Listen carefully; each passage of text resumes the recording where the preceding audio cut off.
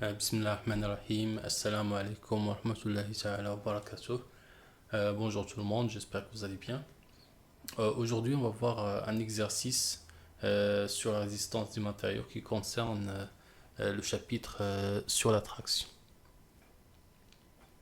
Un chaîne donc est soumise à une force de traction F lors des freinages d'un navire.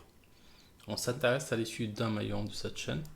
Donc, comme vous savez, donc, une chaîne est constituée de plusieurs maillons. On va concentrer notre étude sur un seul de ces maillons. Ce maillon est fait d'un acier de limite d'élasticité RE et de module de Young E. Là, elle nous donne les propriétés mécaniques de l'acier qui constitue les maillons de la chaîne. Et puis un coefficient de sécurité S est adopté pour cette application. Pour les valeurs numériques, on les a tout en bas, juste en dessous de l'énoncé.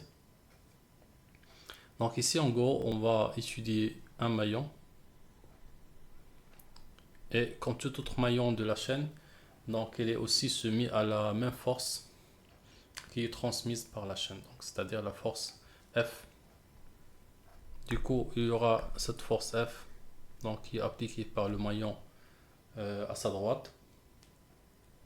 Et la même force, donc, elle est appliquée par le maillon à sa gauche, mais dans l'autre sens, pour avoir l'équilibre des maillons. L'issue se concentre sur les deux tiges cylindriques qui forment le maillon. On va juste donc étudier les deux tiges cylindriques, puisqu'on peut les modéliser par des barres, donc ils sont soumises à la traction.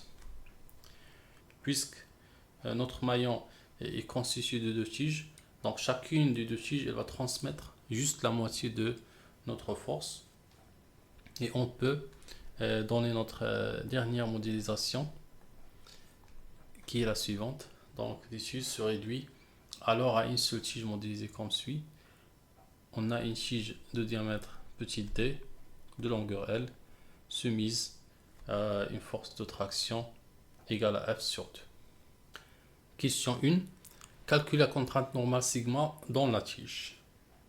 Voilà, dans cette question, donc, on va calculer la contrainte normale sigma. On peut commencer par l'expression de la contrainte normale en traction. Donc sigma est égal à N sur S, avec N l'effort normal et S la section. Donc ici, il faudra faire l'effort normal en newton, la section en millimètres carrés, pour avoir des contraintes en mégapascal.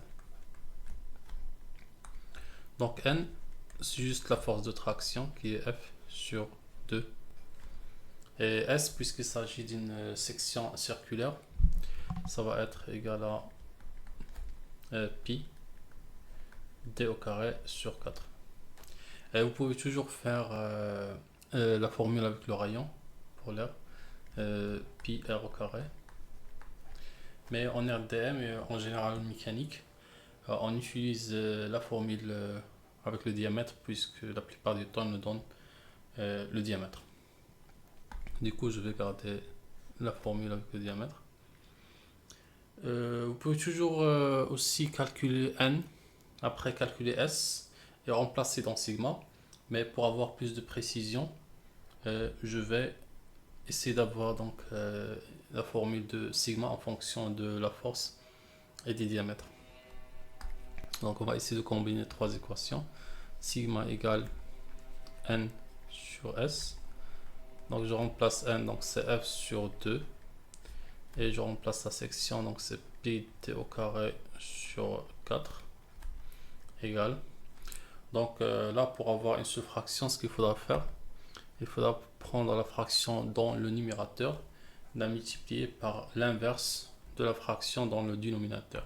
Donc ça nous donne F sur 2 multiplié par 4 sur pi d au carré. Donc là, vous voyez que j'ai inversé la fraction qui se trouve en bas. Donc là, on va simplifier un peu. Donc le 4 avec le 2 simplifie, donc ça nous donne 2f dans le numérateur et pi d au carré dans le dénominateur. Après, on va faire l'application numérique, donc ça va être 2 fois. Donc la force, si on regarde dans les données, on va trouver que c'est 2000. Mais 2000 kN. Donc ici, il faudra mettre les forces en newton, donc on doit ajouter un 10 à la puissance 3 pour convertir en newton, du kilonewton en newton. Après pi fois le diamètre au carré. Donc même chose pour le diamètre ici, pour avoir des contraintes en mégapascal, il faudra mettre le diamètre en millimètres. Et donc il est déjà donné en millimètres, c'est 70 au carré. Donc si on fait l'application numérique, on arrondit un peu, on trouve 260 mégapascal. Voilà, ça va être la réponse à notre première question. Et maintenant, on va passer à la deuxième question. Question 2. Calcule la résistance pratique élastique RPE, puis vérifie le critère de résistance de la tige. Là, il y a deux parties dans la question. On va faire la première. Calcule la résistance pratique élastique RPE. Donc, question 2. Donc, la résistance pratique élastique, c'est quoi? C'est la limite d'élasticité divisé par le coefficient de sécurité. Donc la limite d'élasticité pour notre acier ici, c'est combien? 580 qu'on doit diviser par le coefficient de sécurité qui est 2. 580 divisé par 2, ça donne 290 mégapascal. Pour le critère de résistance, c'est quoi? Donc il faudra que la contrainte de notre poutre soit inférieure à RPE, la limite pratique élastique. Donc on va voir est-ce que c'est vérifié ou pas. Donc ici sigma, c'est la contrainte dans la poutre, c'est 260 mégapascal et notre RPE c'est 290 mégapascal. Donc on voit bien que notre contrainte est inférieure à RPE. Donc là, le critère de résistance elle est vérifié et le maillon elle va bien résister à cette force. Maintenant on passe à la troisième question. Question 3. En utilisant la loi de Hooke, déterminer l'allongement delta L de la tige. Donc là, il nous demande d'utiliser la loi de Hooke. Donc la loi de Hooke, c'est quoi? Donc c'est la relation qui relie la contrainte à la déformation. Donc la contrainte, elle est égale module de Young fois la déformation. Donc ici, la contrainte toujours aussi en mégapascal. Module de Young aussi, on le met en mégapascal. Et epsilon, donc il n'a pas d'unité. Et en traction, donc le epsilon, la déformation est égale delta L sur L. Avec delta L, c'est l'allongement lorsqu'on déforme donc la tige. Donc il va s'allonger. Donc avec un allongement delta L en millimètres. Et divisé par la longueur initiale de la poutre.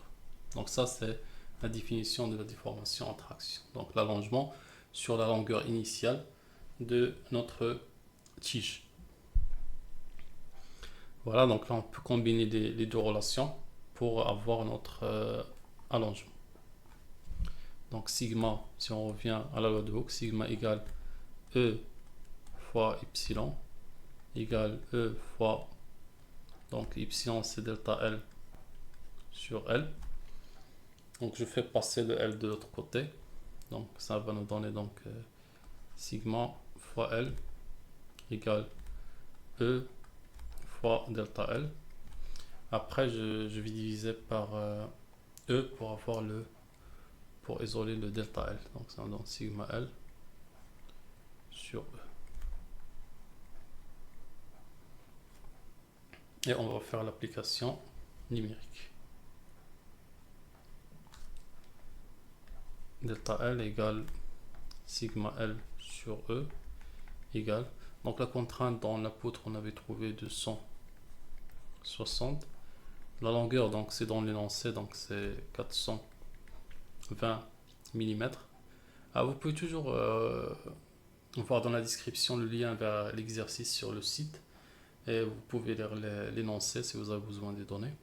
Et vous avez aussi donc la correction détaillée de l'exercice. Module de Young, c'est 190 000 mégapascales. Si on fait l'application numérique, on va trouver 0,57 mm. Donc, sous l'effet de cette force F, donc la tige de chaque maillon, elle va se déformer de 0,57 mm.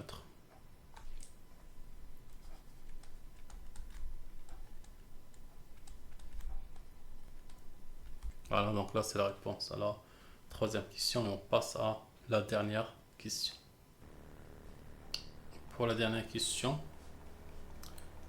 il demande, sachant que la chaîne est constituée de n maillons, déterminer l'allongement de la chaîne dû à la déformation des tiges. Alors, question 4. L'allongement total de la chaîne, total, ça va être l'allongement de chaque tige, c'est-à-dire l'allongement de chaque maillon, multiplié par le nombre de maillons. On va faire l'application numérique. Donc le nombre de maillons dans la chaîne, c'est 500. Donc c'est donné dans les données de l'exercice. Fois delta L, donc c'est 0,57, ce qu'on vient de trouver dans la question précédente. Donc ça nous donnera 285 mm.